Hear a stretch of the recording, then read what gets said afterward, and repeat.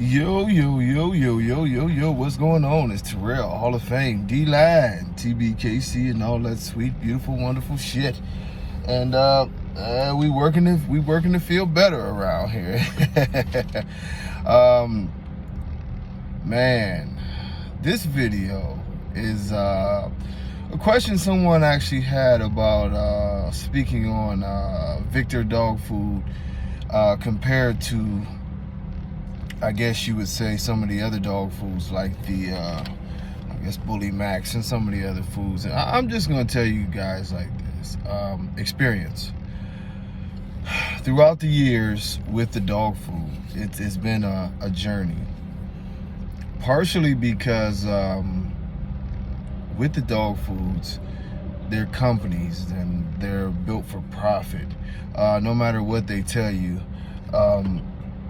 they're built for profit. So generally what you have happen is you'll have companies that develop a really great product, and then they've established themselves, they build a brand, and they sell out. And when they sell out to big companies, and you would be surprised. This is something that I think I talked about in the program, but you'd be surprised if you looked at who owns a lot of these dog foods. And I mean, and other products, but just like, the Mars company, the one that owns Snickers and Mars bars, you know, that company actually owns a lot of different dog food brands. If I'm not mistaken, Ukanuba is now owned by them, and several other large brands like Neutral and some of the other dog foods are owned by a candy bar company. And what you have happen in that process is that these large companies buy the dog food brands and stuff, and of course they change the formula. Some of the more expensive ingredients, which would be like the meats, you know, they'll start trying to find cheaper additives that they can put into these foods to make these, you know, to make things more profitable. In that process, they never tell us that they're changing anything. So if you've been feeding a certain brand of food and your dog is doing well on it, and all of a sudden you start noticing changes, you might want to look into what went wrong here.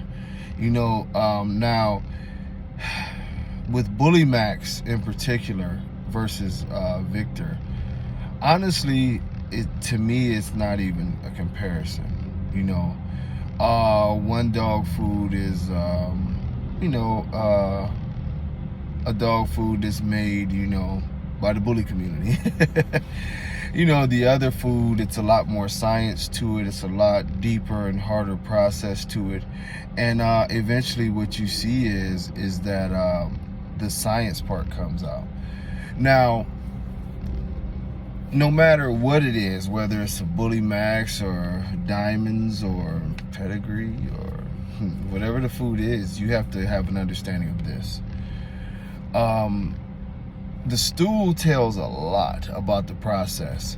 And if you just getting your puppies in, or you just doing, or you just switching up foods, you might not be as inexperienced with this. A great tip with the food is, what does the stool look like? And I know we don't all want to be poop inspectors, but if you own a dog, or even if you own a cat, you are a poop inspector, because everything comes out on that end, whether it's disease or whatever. So let me tell you this. When it comes to Victor, what I found out, and I generally feed, I forget the names of them, but the teal bag is the one that I feed, but I do feed the other one that's like 38% protein. Certain dogs in the yard eat that. 38% protein, 20-something% fat. It's very good. But both of them I have similar results with, and I'll tell you this, and it's sort of amazing to me. When I have time to feed a raw diet consistently, which I haven't had time to do that, one of the trademarks of feeding a raw diet is that you have a dry, almost chalky-like stool. When it comes out, It's not even like poop. It's like just a hard little brick of nothingness. There's no life into it or anything, which is actually a good thing, because that's a sign that the dog is getting all the nutrition out of it. Well, and most people will be like, you know, they'll be a little bit alarmed, because a lot of times it'll have a gray look to it, or it'll have a black look to it, just very dark and hard. But that's a good sign, you know, that the dog is getting all the nutrition out of it. On the flip side, it's amazing that I'll be honest with you. Now, maybe some of y'all have tried it. I don't jump around with dog foods, but with all the dog foods that I've used, one of the things that sets Victor apart is quite simply the fact that when you're using their food, it's such a good food that you can, like, usually when you change foods, you have to mix the food to get the stomach ready for it. You can be feeding Diamonds the whole time, and the next day, boom, a big bowl of Victor, and the dog's stomach won't get upset. The dog will end up with a hard stool, and the stool mimics exactly what we see from a raw diet, which tells you that the nutrition is incredible, the processing is incredible, all of the byproducts and some of the things that we see in other dog foods are pretty much missing from the food, as they say. If you look at their vitamin count on the foods, it's amazing. They put a ton of vitamins in there, and this is not a commercial for Victor or any of the other foods. But one thing about it is that, you know, some foods are very much so hype. You know, I'm not going to start talking about people's products and everything like that, and they want to tell you, oh, it's so much fat, it's so much protein, and it's going to bulk your dog up, and it's going to do this, and it's going to do that. And it's not to say that certain foods won't do it, but if you want to talk about quality, you know, that quality should be giving you a ton of other vitamins to help the dog function in a proper way. Some probiotics in the food, a good vitamin count in the food. It should be a very, very balanced diet, not just a diet to make your dog gain weight, you know. And that's easier said, you know, that's easier said than done, to blend a food that has everything in it to give your dog all of its nutritional needs. A lot of these foods just don't have it. That's why they want you to add extra powders on there. They sell this, they sell that.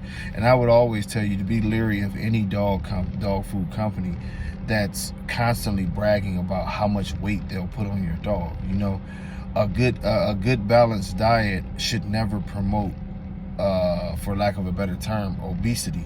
If these dogs are not training for anything, well, how would they pick up so much muscle? That's not muscle. A lot of that is fat. You know, a lot of that is water retention because of high sodium levels.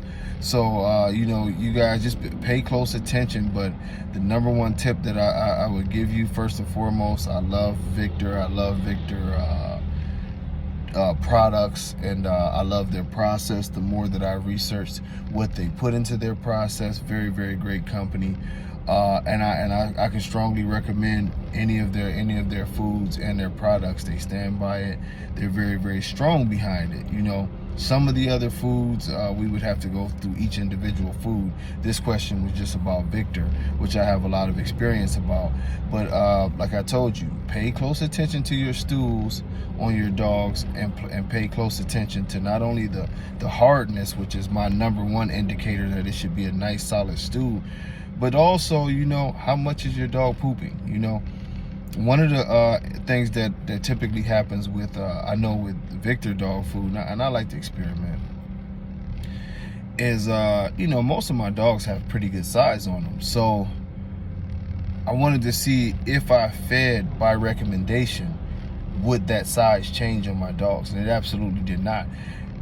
So I know some of you, like, you know, are given, like, you know, 7 cups of food a day, 8 cups of food a day. Well, you know, I went down to the recommendations of feeding some dogs 2-3 cups in an entire day. No change in weight at all. No change in weight, no change in anything physical. The dogs maintain their weight, look great, eating less. You know, so that goes to show you that the nutrition is in this food. You know, it's sometimes we rationalize the foods that we buy by the cost, but I'm gonna tell you what, if you get a good dog food that you can feed less of, and the dog gets everything that it needs from it, compared to a cheaper food, excuse me, a cheaper food that you have to feed a ton of, and the dog is shitting everywhere and barely holding on to weight, then it's worth it. Now, I'm not here to bash all, you know, cheaper dog foods, because they all have a purpose here and there, and some people do well. Some people feed their dogs pedigree and do well, but generally, one thing I know about pedigree, you're not getting these type of stews that I talk about. You know, I've seen people keep their dogs big and healthy on pedigree, but it's a lot of feeding and it's a lot of shitting, you know. So it's taking more, you know what I'm saying, to do less, you know. But you know, with that being said, this was a pretty cool video. I like talking about, you know, something other than screwed up dogs. So until next time, y'all, God bless. Peace.